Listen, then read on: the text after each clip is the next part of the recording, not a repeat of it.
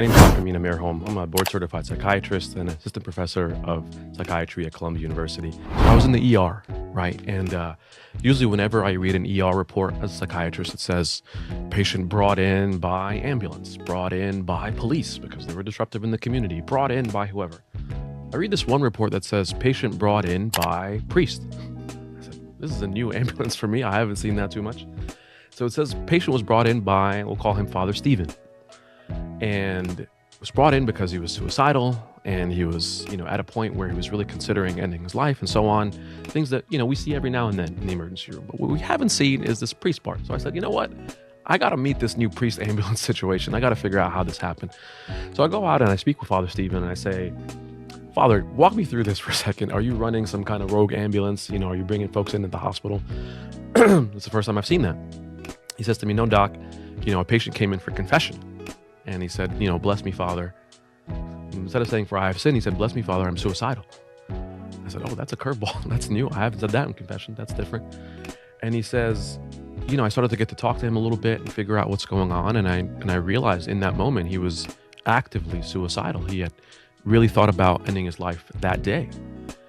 And I was intrigued. I got to say, I said, Father Stephen, oftentimes when I'm speaking with, folks of the cloth, they will walk through somebody spiritually. They'll say, okay, you know what? God forgives you, or do some penance or something like that. That's my sort of knowledge in that field.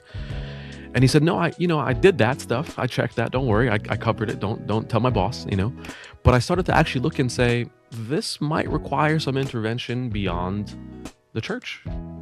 And I didn't want to just refer him somewhere. I didn't want to say, hey, good luck, look for a hospital. I wanted to take him by the hand and walk him into the ER. And I was amazed by that. I said, good for you, Father Stephen. That's what we hope more fathers would do. And I said, how did you come to sort of that realization? He said, my belief as a priest is that issues of the soul need to be tended for, right? Every person's soul is so carefully crafted, by God, and we have to be there for them. But in addition, their body was also created by God, and that you guys, you psychiatrists, have a role. You have to be able to figure out, is there something going on emotionally, chemically, what's going on in the brain, and do your own workup. And your workup doesn't interfere with my role. In fact, I believe that they are complementary. They come together. They complement one another. And I said, oh my goodness, Father Stephen, that is what I would hope a father would say. And as we sat and we got to talking a little bit and realized, this was in the South Bronx, a community that's struggling with a lot of trauma and mental health concerns. The more resources that you can have, the better. There isn't a point where we say, we'll take care of it. Psychiatry has it all covered. So we actually started to partner together and say, what could we do to bring more support for folks who are in that boat? And Father Stephen opened my eyes a little bit in that moment, so much so that we actually did a poster together. We wrote this up, a little bit of research, because I realized the more harmony there can be for a patient, because the patient, if you and I are in this situation, we don't think to ourselves, oh, what's struggling for me is just my soul, just my body, just my mind. It's just me. And all of me is really going through it. So shout out to Father Stephen for that day.